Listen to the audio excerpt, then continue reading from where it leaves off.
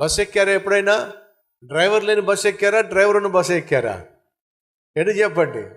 ఏమవుతుంది డ్రైవర్ లేని బస్ ఎక్కితే?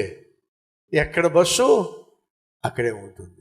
అలాగే నీ జీవితాన్ని నడిపించటానికి యేసు డ్రైవర్గా ఉండకపోతే నీ బ్రతుకు ఎక్కడ వేసిన గొంగలి అక్కడే పడి ఉంటుంది.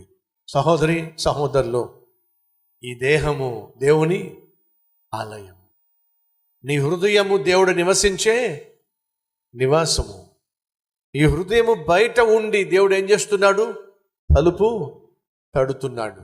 ఎవరైనా ఆయన స్వరం విని హృదయపు తలుపులు తెరిచినట్లయితే ఈ హృదయము అనేటటువంటి అతి పరిశుద్ధ స్థలములోనికి దేవుడు ప్రవేశించి నిన్ను నన్ను ఈ భూమి మీద తానే క్యాప్టెన్గా ఉండి నడిపించాలి ఆశపడుతున్నాడు.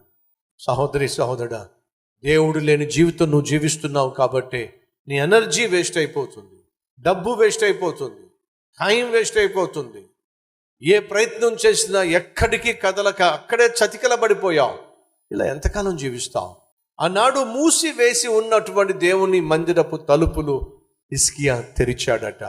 మూసివేసి ఉన్నటువంటి నీ హృదయపు తలుపులు తెరిచి యెహోవాను నీ హృదయంలోనికి రానిచ్చినట్లయితే నీ బ్రతుకు బ్రహ్మాండంగా ఉంటుంది, అద్భుతంగా ఉంటుంది.